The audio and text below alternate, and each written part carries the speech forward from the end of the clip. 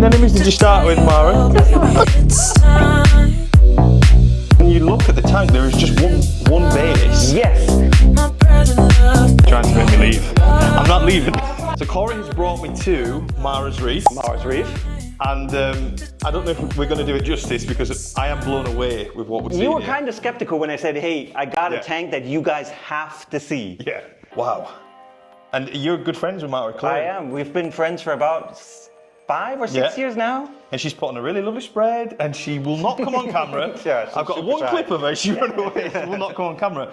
But Corey, you know about this tank, you know a little bit about the history. Give us a run through how this became the absolute piece of art that it is. Well, this tank is about 3 years old, so everything was grown out from about frag size, I would say. Unreal. They had, when they came in first to the store, they had a Red Sea 500-ish. They had a smaller tank and we quickly went into SPS. They really had in hand for that. Right. And they outgrew the 500 so fast. Yeah. So they bought this acrylic tank secondhand. So it's a secondhand acrylic tank. Yeah. I think it has overall around 3,000-ish liters. So I have spoken to Mara, she's confirmed the tank, well the system volume is 3,600 litres. The more you look, the more you see. Yes, you could stand all day and you would find a new aqua that you want to talk about. Of course, you can see that this is an Acropora-dominated tank. It used to be a mixed tank, but after a while, some of the fish got a little bit too picky. Yeah. So what do you do if you have picky fish but have nice LPS? You just convert your basement into another aquarium store. Well, she's just drilled through the walls, straight downstairs. She's pretty much got a store. It's like a fish store, isn't it? Yeah. And she's so humble. She's just like, I just don't know what to do with it. She doesn't want to sell stuff. Yeah. She just loves the animals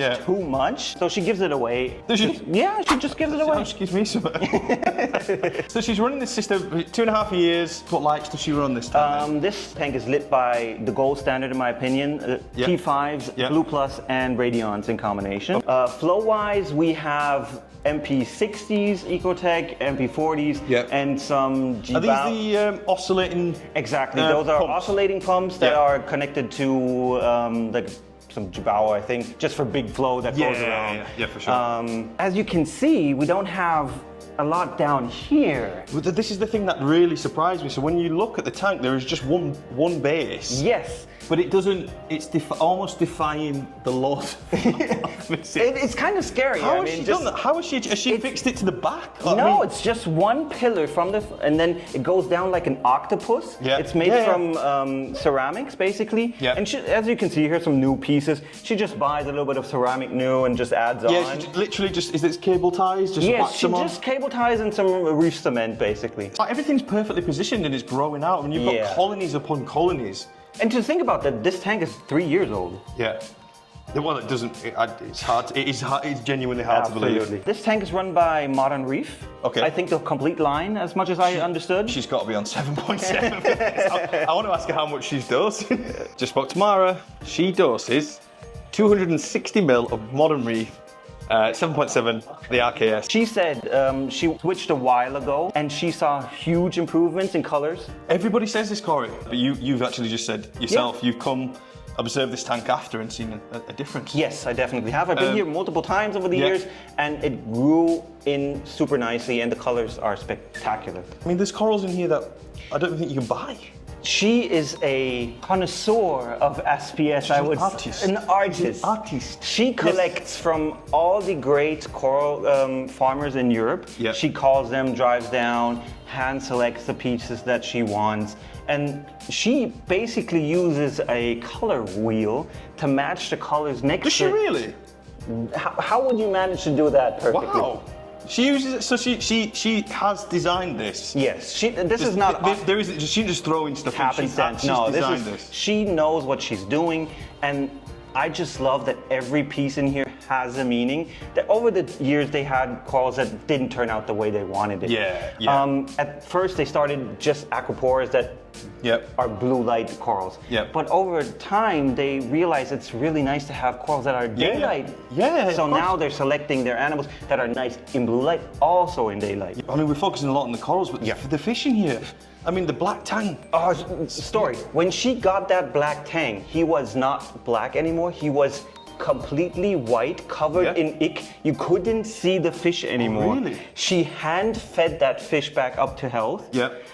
And I mean, look at him now. What a beauty he is. He's stunning. Look at the gem tank just randomly swimming around in there. There's just, the more you look, there's a fish inside one of the rocks. It's a blenny or something. That is a bicolor blenny, and they're known to pick at Acropora. I don't think we have a problem with that here.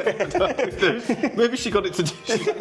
You can garden that one. You can take that back. I mean, she said when we arrived, she said, Mara said to us, she was like, I wish you'd have come earlier because she's just trimmed it back. Oh, she was like, oh no, the tank looks so horrible. I fragged everything down. Yeah. Would you have noticed? Absolutely not. No. Obviously, with it being Acropora-dominated, does she increase the temperature at all, or? No, she just really has a hand for that. She runs a super basic 25 degrees Celsius. Yep. Super high flow, just be as steady as possible with everything. She's not super crazy into ICP testing. She does it, but she doesn't go crazy. Just look at the actual scale of the aquascape. The aquascape is so nice, and it just improves Acropora because you can get flow to the base. With a lot of acros die because they don't get enough flow at the base, and then they start dying. And the way she designed it, it just works. One of my favorite pieces is the red staghorn up in the. It's like a crown on top of it. Yeah. We could fill just one video with each and every Acropora,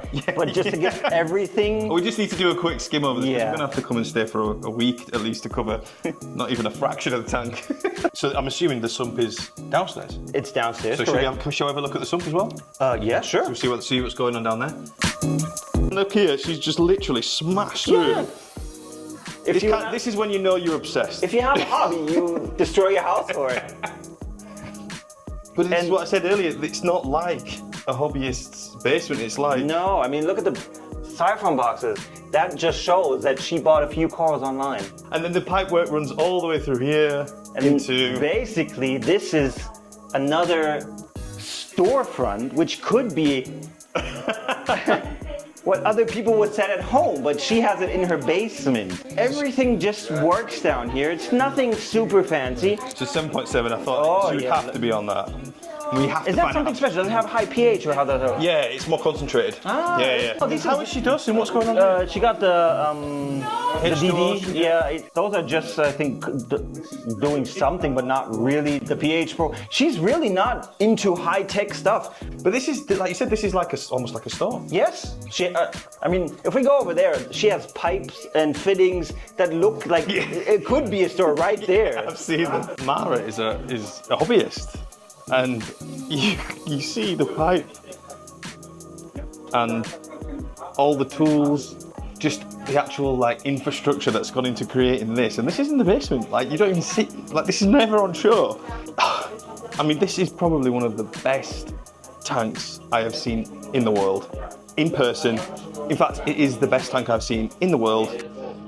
Right now, I'm blown away. How does she manage the water changes, Corey, do you know? They have a line that goes out directly. Yeah. They just basically open it, do a big water change. Here you have the vats for it. Sets up water and just pumps it back in here. Gets pumped up. Easy peasy. We were talking about the fleece roller. That's the huge version, like not the tiny one. It's huge. And the funniest thing is, it's not automatically. She comes down here multiple times a day and rolls up herself because she comes down here and does basically this multiple times. So can you imagine? Oh wow, she's got the Royal exclusive. Yes, of course you need a big skimmer for a tank like that. Yeah. And of course all of these are plumbed together. So this is all one big couple of frags that she makes come down here. They're just growing in here until she finds somebody who has set up a new tank. Like, you know what? Here. Hey, I've set up a new tank. I set up a new tank. I would like some rainbow chunks. Yeah, oh my god, I know. I mean, there's the OG bounce over here. Look at the I mean, there's multiple on there. Yes, it's growing. And I mean, all this Euphoria, the gold. You could fill multiple tanks, show-size tanks, with the coral just in her basement. And the last time I was here, this was everything. You had a little bit of an anemone tank in the back. Yeah. They expanded. They added more tanks in here. There's a powder blue in there. Yeah. Super fat, super healthy. People would die for a fish that healthy. It's just shoved in the basement. Just shoved in the basement. I mean, this is unbelievable, isn't it? It really is. I've not seen anything like this. I mean, you've visited a lot of tanks, Corey. Yes, I have. Have you? No, that's why I really was adamant. We have to somehow fit this in the time schedule. So we travelled all the way from England by car to White Corals.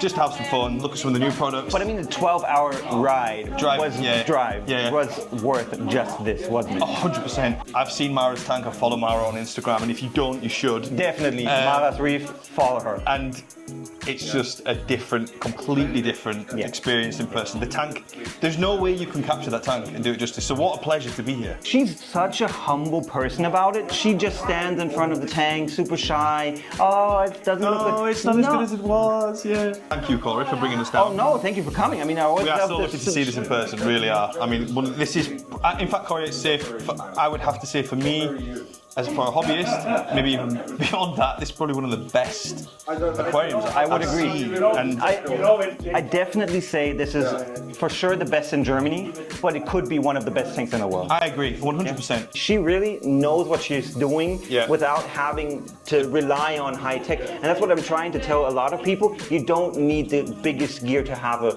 great tank. She has perfect lights, perfect filtration, perfect... There's no reactors or anything. Nothing. It's just RKS, a good old skimmer. There's nothing of it. It's not super complex. No.